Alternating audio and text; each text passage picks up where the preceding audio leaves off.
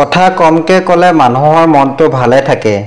কিন্তু আজি আপোনাক কম, যদি আপুনি কমকৈ কথা কয় তেনেহ'লে আপোনাৰ কি কি লাভ হ'ব। কথা কমকে ক'লে এইসমূহ সফলতা পাব। জেফ বেজ এজন মটিভেশ্যনেল স্পিকাৰ। মানুহৰ সন্মুখত তেওঁ মূল্যৱান ভাষণ দি ভাল পায়, কিন্তু তেওঁ বিজনেছৰ চিক্ৰেট কথা মানুহক নকয়। কাৰণ তেওঁ যদি তেওঁৰ চিক্ৰেট কথা মানুহৰ আগত প্ৰকাশ কৰি দিয়ে তেনেহ'লে তেওঁৰ আইডিয়া মানুহে কপি কৰিব। জেফ বেজে যেতিয়া এমাজন কোম্পানী আৰম্ভ কৰিছিল তেতিয়া তেওঁ গম পাইছিল যে এমাজন এটা বহুত ডাঙৰ কোম্পানী হ'ব। সেইবাবে এই কথা মানুহৰ আগত কোৱা নাছিল। যেতিয়া কোম্পানীৰ কথা মানুহৰ আগত তেওঁ প্ৰকাশ কৰিছিল তেতিয়ালৈকে এটা বহুত ডাঙৰ কোম্পানী হৈছিল। কম কথা কোৱা উপকাৰ। গৌতম বুদ্ধৰ কথা সকলোৱে জানে। গৌতম বুদ্ধৰ ওচৰলৈ এজন ল'ৰা আহিল। সেই ল'ৰাজনৰ মনত জীৱনক লৈ বহুত কিবা-কিবি প্ৰশ্ন আহিছিল। গৌতম বুদ্ধৰ ওচৰলৈ আহি গৌতম বুদ্ধক সুধিলে যে মোৰ মনত জীৱনক লৈ বহুত প্ৰশ্ন আহে। আপুনি সেই প্ৰশ্নসমূহৰ উত্তৰ দিব পাৰিবনে?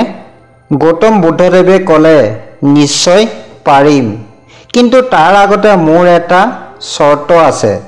ল'ৰাজনে ক'লে, মই বহুদিন ধৰি এই প্ৰশ্নৰ উত্তৰসমূহ বিচাৰি আছোঁ।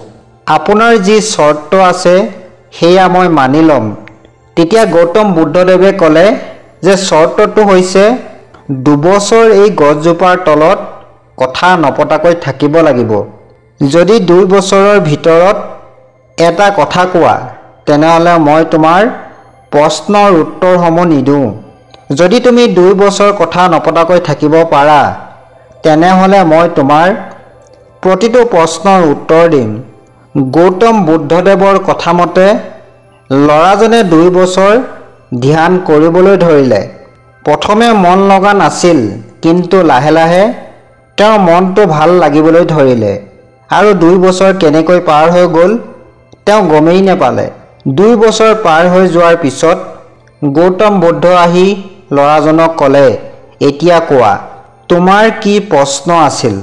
ল'ৰাজনে হাঁহি দি ক'লে, আপুনি মোক 2 বছৰ কিয় কথা নপতাকৈ থাকিব কৈছিল?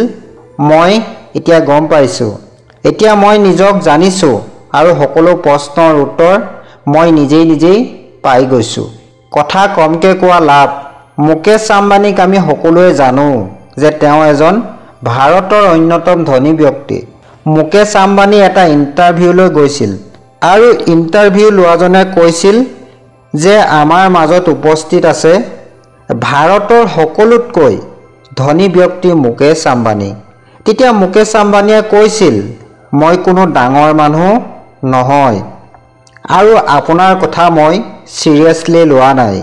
এই কথাত এইটো বুজিব পাৰি যে কিছুমান ঠাইত কিছুমান কথা কোৱা নাযায় আৰু যদিও কওঁ তেনেহ'লে নিজৰ বিপদ নিজেই মাতি অনা হ'ব।